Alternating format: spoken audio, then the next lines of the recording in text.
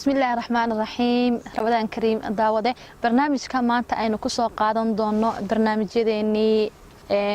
Ramadaanka aynu kaga hadli jirnay isla markaasina aha wacdiga iyo dhiirigelinta intii isugu jiray daawada barnaamijka maanta waxaan ku soo qaadanaynaa hadafyada bisha Ramadaan laga yaabo in laga dhacsan yahay ama la iska ilaaway waa hadafyada bisha Ramadaan laga yaabo in aynu ilownay maxay yihiin hadaba hadafyada bisha Ramadaan inagana laga yaabo inaynu ilownay Rabbi subhanahu wa ta'ala ugu talagalay bisha Ramadaan in ay hadafyadeeda noqdaan in ayaga wax laga qabto marka laga yimaado 12 bilood ee kale hadafka ugu horeeya waxa weeyaan al-ukhuwa wal hub fillah in walaaltinimada muslimiinta la xoojiyo isla markaasina jacaylka alle dartii isagoo sare loo qaadayo walaaltinimadaasi lagu mintido laba in aynu nafteena ku dhex hagaajino Ramadaanta gudaheeda iyo Ramadaanta ka horba Ramadaanta ka hor inuu diyaar garoobayna kadib wanaagii aynu sameeynay iyo wixii bedelmay baynu sii wadaynaa Ramadaantuna waa hadaf kamida hadafyada Allah subhanahu wa ta'ala uu ugu talagalay bisha Ramadaan in ay noqoto mid nafteena aynu ku hagaajino islaax nafs oo ah mid nafta lagu hagaajinayo qayb kamid ah xalqadii hore oo kaga soo hadalnay ayagana waa daawan kartaa biidnillah hadii aad doonto sidoo kale qodobka saddexaad oo hadafyada Ramadaanka kamid ah ayaa ah in aynu gacmaha isqabsano oo cibaadada alla dartii aynu gacmaha isku qabsano inagoo isfarayna saddex shay inagoo isfarayna koow inaynu isku dhiirigelino qiraa'ada quraanka وهي قراءة القرآن كآد أي مهيب انتهى اقرأوا القرآن فإنه يأتي في يوم القيامة شفيعا لأصحابه نبينا الصبن أي إنك سو قادي قرآن كآخره وهي مالين يوم القيامة كان كو إيمانا يأو الشفيعة كون نقنية وإساق وانا وحا مهم كأقوي هاي بشر بدانا وحين أكسون هاي إن أي تهي بشي وقرآن كسو ديري سيدو كالياتو إن أينو اسكولا دردارنو قيام الليل oo ah in aynu salaada cishe markii la tukado kadib taraawixda la tukado salaatu leelka aynu tukano tahajjudka xilliga la gaaro aynu tukano qofkii kala sunnooyin kale tukanaya uu tukado witriga maxaan ku idhaahdaaye aan tukano intaas oo dhan oo salaada ah maadaama ay tahay bil barakaysan soddon casho oo kaliya ah naftii lagu cusboonaysiinayo haddii maxaan ku idhahdaa cibaadadii nafta ay gabtay haddii wax si ka noqdeen haddii ay dayacantay haddii maxaan ku idhahdaa axwaasha dunida oo iskaba adag hadda xilligaynu joogno ay ku maxaan ku idhahdaa dhex milantay oo wax badan ay ku ilowday oo ah xiriirkii alle iyo cibaadaadkii la farayba in dib cusboonaysiintaas ay ka qayb qaadato oo aynu waxyaabahaas ay noqdaan waxyaabo ugu horeeya aynu isku kaashanayno qodobka saddexaad oo ah in aynu wanaaga dhigaysano muxaadaraadka dhigaysano ahkaamta inta fiqhka ka soo aroortay soonka in aynu si wanaagsan inaguna u barano familkeena aynu barno iyo qoysaskeena asxaabta maxaan ku idhaahdaaye aynu dhexdeena inagu aynu sida loo yiri cilmi bayna talaamiid dhalinyaradana cilmiga uu dhex yaala khaasatan bisha Ramadaan marka ay tahay in aynu ahkaamtii shariicadu ay ka qabtay iyo wax walba sunnanka kaga soo arooray in aynu isfarno isku xoojino ayadana waa hadaf kamid ah hadafyada bisha Ramadaan sunnihii nabiga kaleey salaatu wasalaam in aynu noqono kuwo iltisaam gareeya aynu noqono kuwo ku adag oo ka soo baxa oo ku dhaqma in aynu noqono hadii aynu dhamaantii aynu ku dhaqmi karnaa aynu ku dhaqano si adduunyo aakhiraba aynu noqono kuwo hagaaga oo ku guuleysta sidoo kale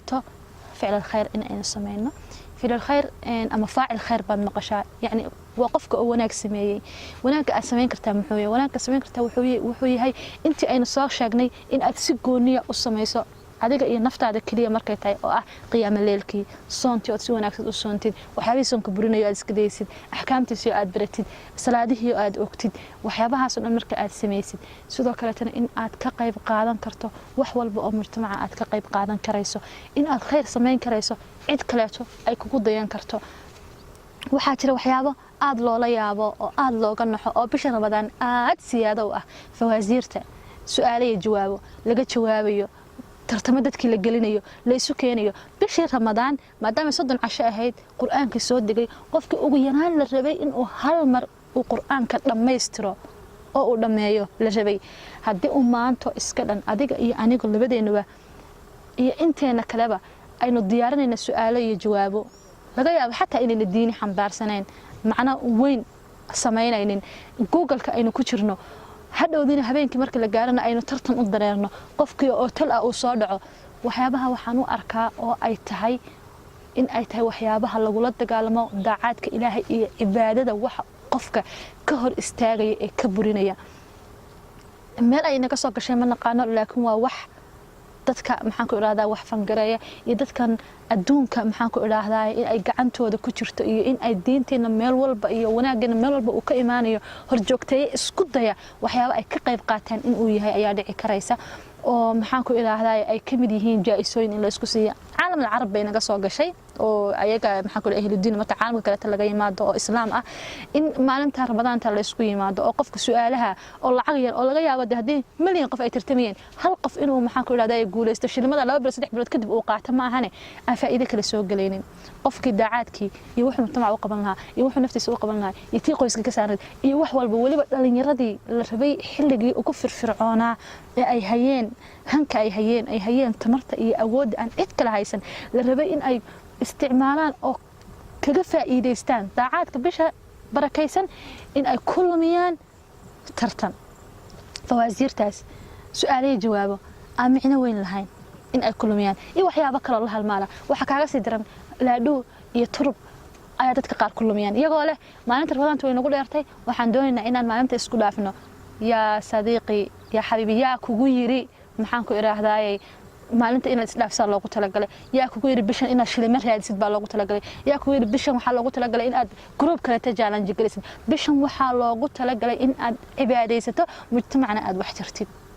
si naarta lagaaga xoreeyo dembigaaga iyo dembiga waalidiinta Allah uu u dhaafo si maxaa ku iraahdaa hadii aad dhimatin ahlu janno u noqoto hadii kan mid Allah uu ka xoreeyay aad u ahaato ayaa bishan loo sameeyay ahdaafteedna waa taas iyo qayb kale soo socota iyo qayb kale aynan ka gaari doonin oo fara badan oo hadii aad isku daydo aad raadisid adiguna aad taqaanid waan rajaynaa inaad iga cilmi badan tahay wax yar oo aan ku xasuusinayo ayuunba u imi halkan anigu laakiin waxaas dhan marka aad isku dartid wallahi alcadim waxaa ku soo baxaysa in waxyaabahaas dhan ay yihiin khasaaro loogu dil leeyahay in cibaadadaada ay nusqaamiyaan oo kala dhantaalaan adigana aan faa'iido kugu jirin cid kalena aan faa'iido kugu jirin aawe dhalinyaradii awoodda lahaa ee ayaga u adkaysanayay soonta ee la rabay in ay masaakiinta wax ka ogaadaan la rabay inay masaajidada camraan la rabay inay xalaqaadka isugu yimaadaan la rabay in maxay hore bisha ay diinta si fiican ay u faafiyaan maadaama fasaxyadana ay iska badan yihiin ee kulligood ku wada mashquulsan su'aalo yar yar oo la isku eriyanayo iyo khamaar yar iyo turub iyo laadhu iyo hurdo iyo daawasho Facebook ama maxaa ku dhahay social media maanta dhan inaad saa u daawatid aad saa u oridid حتى laga yaabo in salaad subax xilligeeda tukanin حتى laga yaabo inaadan maalinta miskiin xaafadiina aadan ka warhayn inuu wax cunay in kale adigoo haysto oo laga yaabo in afrin karaad حتى laga yaabo in aadan waxba u kari karinba qof aad wax u kari kari lahay walaayad bilaa wax aad loo ganaxo aniga iyo inta ila fikirka adigana aan rajaynay inaad ila fikirtaa sidoo kale tahay yaana ku dheeraanina qodobka lixaad oo ahdaafta bishan ee aynu qaafilka ka nahay la moogyahay kamidka ah waxa weeyaan waqtiyada firaaqa ah in aynu ku buuxino waxyaabo ina anfacaya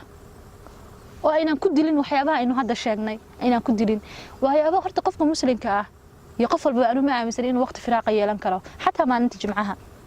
way waqti kasta oo firaaqa waa waqtiga wax aan shaqadaada ka baxsan oo hibadaada ah oo halka aad u socoto ah oo qorshahaaga ah aad kaga shaqayso waa waqtigaas waqti firaaqa inuu jiro iska daaye waxyaabaha aan sameeyo waxa kamid ah hadii aan doonay in aan wax akhriyo in aan wax akhrinaya laga yaabo shaqo ama wax uun buuxinaya isla markaasi laba luqadood oo kala duwan hal mar wada dhageysto barnaamij Soomaali ah iyo barnaamij Carabi ah ama barnaamij Carabi iyo barnaamij Ingiriisi si aan waqtiga uga faa'iideysto waa isla aniga oo kaliya even waxa dhacda xataa waa aniga waqtigeyga idin la wadaagayo sida aan yani inuu igu filaado way dhici kartaa laakiin una ii dheerayn even haddii aan hurdo habeen iyo maalin haddii aan seexdo walow habeenkii ha ugu badnaatee cajalado anoo aan dhegaysanaynin ma seexdo si caqli baadinkayga ma unconscious mindkayga uu u qabto u duubo waxyaabaha aan u baahanahay in aan ogaado marka xageebad ka keenaysaa waqti firaaqa adigu xataa haddii aad waqti firaaqa leedahayna maxaa kuu diiday in aad waxyaabo ku anfacaya waliba bisha ramadaan musaacadada ay ugu horeysa inaad kaga qayb qaadatid qiraa'at alqur'aan qodobka toddobaad gamcaha in aan isqabsano oo aan iscaawino ayaa ka mid ah hadafyada وبشر رمضان إلهي أقول ترى قلي إلهي أيها وحولي وابتقي فيما آتاك الله الدنيا وابتقي فيما آتاك الله الدار الآخرة ولا تنسى نصيبك من الدنيا سقال برسنتج مركي أن وحبرني وح أقول بدن أو أن مقلي شري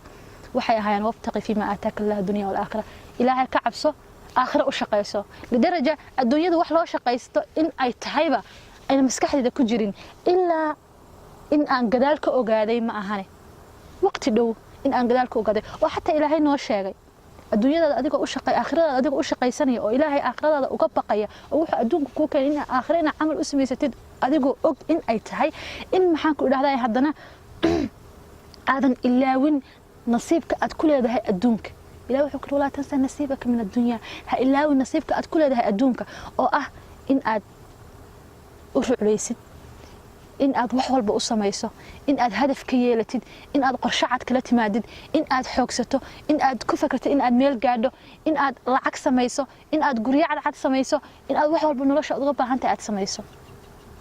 waayo nasiib bad adduunka ku leedahay nasiibkaaguna ma xadidna ilaahay kuma dhihin intaasoo garaam ayaan adduunka kaa siiyey mana xisaabinaysid garaamkayga intaas way khalaas ma dhahaysid waxa uu kuugu xadeyn waayo waxaa weeyaan in aad wax walba adduunkan yeela oo uu kuu sakhiray oo musakhiraadka ah in aad adigu yeelan kartid oo aad hantin kartid isla markaasina aad uga faa'iidaysan kartid adduun iyo aakhiro aad uga faa'iidaysan kartid hadduu adduunkaagu wanaagsanaado un bay aakhiradaada wanaagsananaysaa ka waran haddii aad meel iska fadhiisto oo xagala lama baxoola ku yimaadan aan idhaahdo oon meel iska fadhiisto oo aan dad bariiskood cuno oo aan dad maxaan ku idhaahdaa lacagtood kale iskaga bixiyo oo aan dad lacagtood maxaan ku idhaahdaa ilmahayga wax ka taro oo maxaan ku idhaahdaa aan haddana idhaahdo aakhiran u shaqaysanaya wax shaqaynaya mala kan wax sadaqaysanaya waxa weeyaan kan adduunyada u shaqaystay mid kasta oo wax qabanaya oo dadka wax taraya oo aad aragtay oo waxaan aad ku faanaysid ama waxaan maxaan ku idhaahdaa laami ah ama isgaarsiin ah ama anything oo faa'iido la sameeyay waa qof gartay walaa tansa nasiibaka min addunya yareed culimadeena walaa tansa nasiibaka min addunya ay si fiican noogu sharxi lahaayeen si adduunya aakhiro isugu dheelitirnaadaan واحسن كما أحسن الله إليك يعني سؤال لك هو وناجيي